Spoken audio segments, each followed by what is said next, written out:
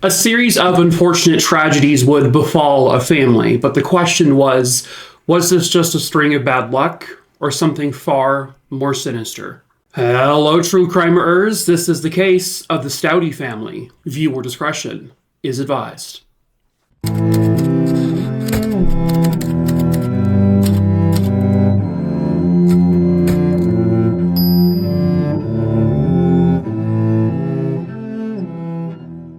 Real quick before we get started, of course, hello, my name is Mike. If you are new to the channel, please subscribe. If you are into true crime, I tell multiple true crime stories here every single week.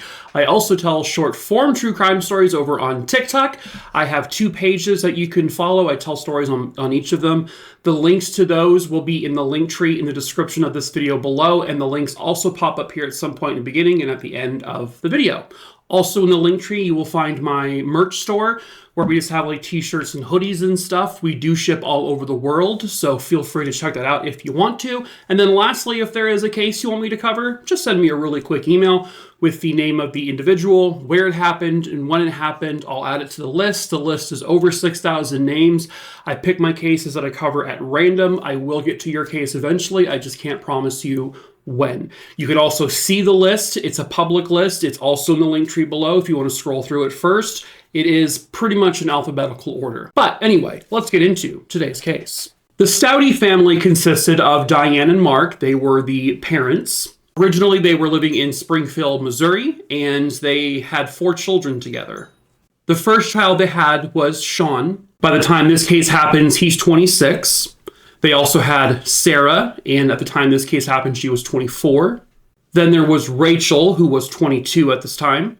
And they also had a 4th child, and she was only 9. Sean Staudte, their oldest child, was on the autism spectrum. And when this case occurs, he is still living at home with his folks. Their 9-year-old child was someone who was diagnosed as having some pretty strong learning disabilities. The family in general, at least from the outside looking in, appeared to be a really normal, typical American happy family. They had their issues like every family has, but nothing ever really jumped out as being a big thing. They were perceived as having a really strong bond. They were always together, and that the house appeared to be full of love. They were a church-going family. They went every week. Mark Staudte was actually also in a band. He was very gifted musically. Diane Staudte was the breadwinner of the family. She brought in the most money. But Mark still worked and made a modest income, and he still did everything he could to support his family. Diane was actually working as a nurse, and so she made pretty decent money. It was April of 2012, and at this time, Mark Staudte had come down with what appeared to everyone as a really severe flu. And he was in pain, he was in writhing pain, vomiting, and everything was just so severe.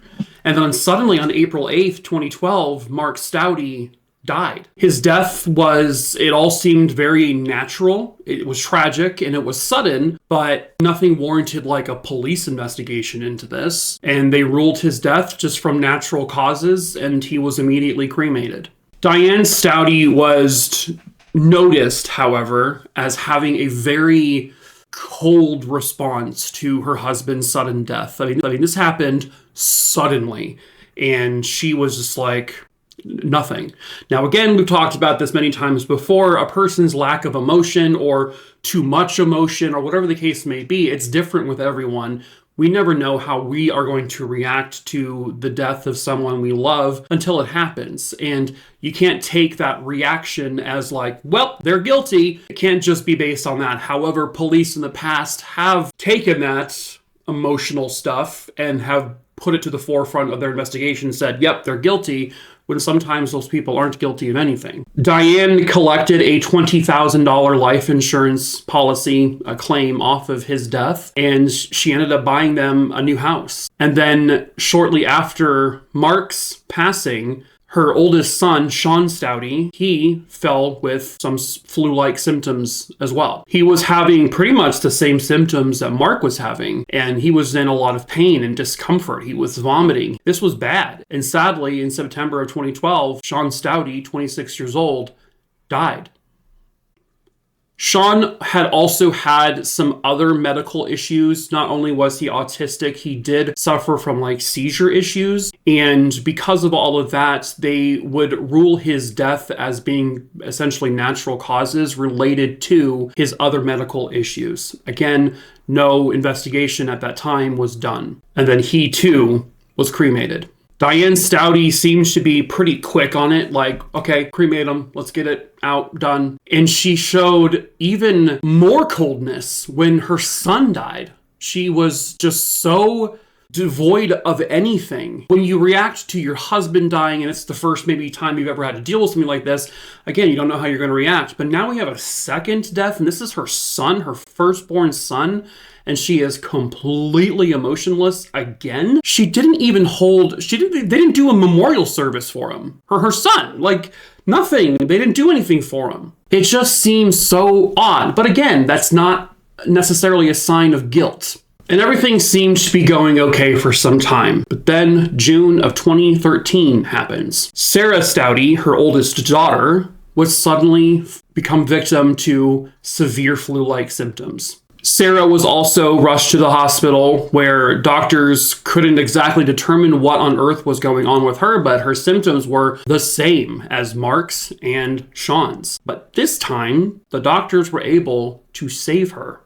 But before she was fully recovered, Diane, her mother, again, was just like, oh, she's in the hospital. Oh, my husband and my son died from very similar symptoms and in same situation, and now Sarah's in the same boat. Oh, okay. Like, she didn't seem to care. Was this family just having the worst bad luck of all time? Or is something else happening here? Police in Missouri would get a phone call, an anonymous phone call. At least it was anonymous at first. It would turn out that they would find out that eventually the person who called was the Staudte family's pastor. His name was Jeff Sippy.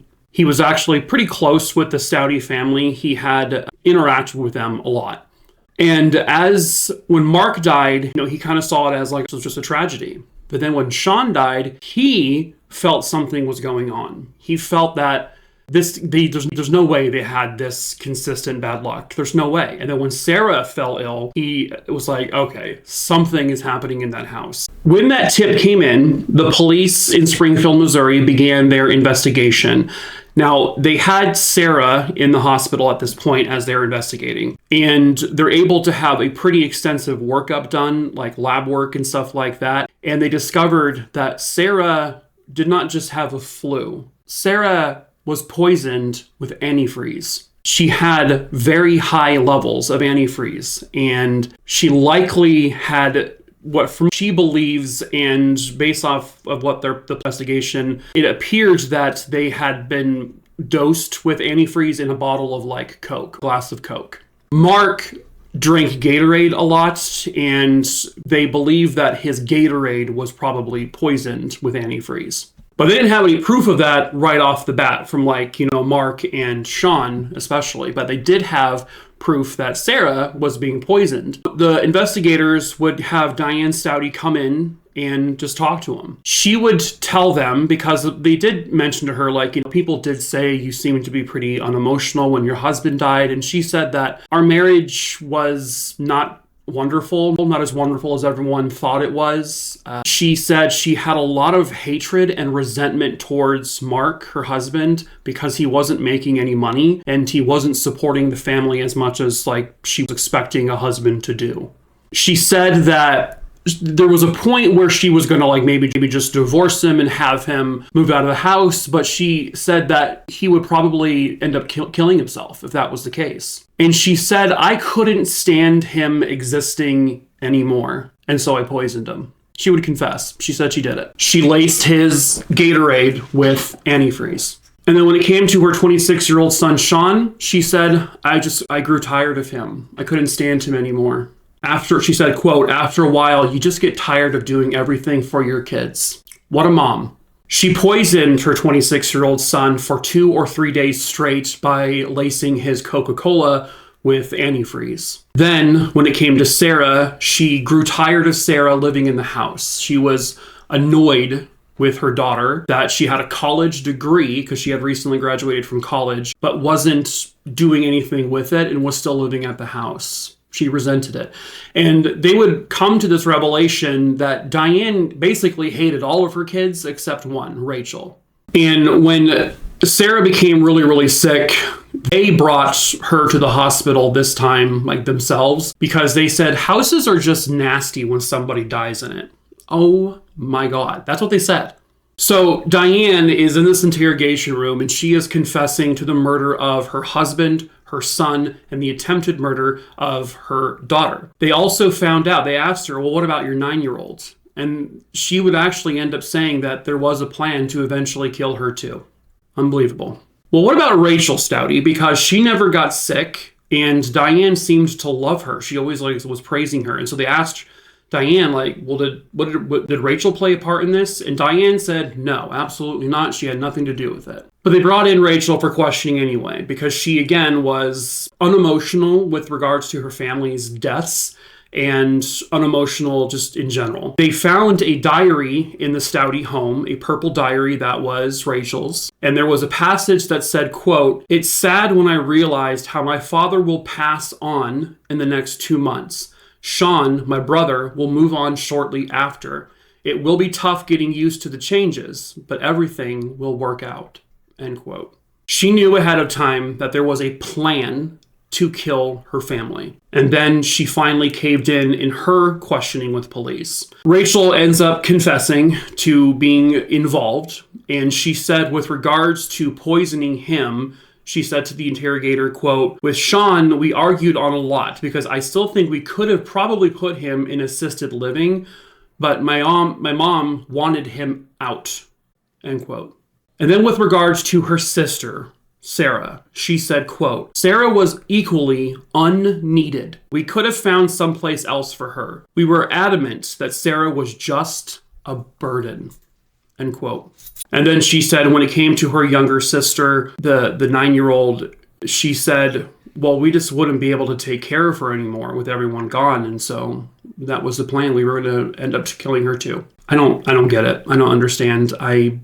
It's a good thing that I can't understand or relate, I guess, but Jesus Christ. So by 2015, both Diane and Rachel Staudte are arrested and they are charged with the murders of Mark and Sean and the attempted murder of Sarah. Rachel would end up taking a plea deal, and part of this plea deal was she would have to testify against her mom, Diane. She would end up being sentenced to life in prison with the possibility of parole. And because she testified against her mom, Diane would also be found guilty at trial, and Diane Staudte was sentenced to life in prison without the possibility of parole. A few years later, Diane Staudte would be interviewed by ABC, and I guess I haven't watched her interview, but I guess she said regret for what happened to her family, but she denies still having anything to do with the physical poisonings. Even though she confessed prior, she made it sound like she was basically trying to protect Rachel, the only child she seemed to like. Diane tried to even tell this interviewer that she was poisoned at one point. Okay. There was evidence in this house. They found a bunch of, antifreeze. They actually found a 6-pack of Coke bottles right next to the antifreeze in the garage. And plus, they had Diane's initial confession that she was responsible for this. They had Rachel testifying about the plans, and both of these women are monsters. They're evil, horrific human beings. And honestly, I don't care if Rachel took a plea. She should have gotten life without parole herself. I mean, she clearly didn't care what she did. The fact that she was like, oh, Sean's a burden and Sarah's, this is your fucking family, for God's sakes. You don't have to love your family, right? I mean, you should, but every family is different, and there's going to be cases where you just don't get along with your family. But to kill them, to call them a burden, to say you're tired of your kids and just want them gone, that's evil. I mean, that is just pure freaking evil. Hopefully, Rachel, because she does have the option for parole, but hopefully she's never granted parole. and hopefully she spends the rest of her life in prison just like her mom. I hope they both rot, and I hope they both are miserable in prison. But in the end, thankfully, Mark and Sean and Sarah, and thankfully their 9-year-old child who was never harmed, but was going to be, they all got the justice they rightfully deserved. But that is it for this case, True Crime Maroony Dooney Dingleberry Dongs. I hope you found it interesting. As usual, please subscribe, give this video a like. Follow me over on TikTok if you want to. Check out the merch store, recommend a case to my email. And that is it for this video. And so like I always say, goodbye, True Crimeers!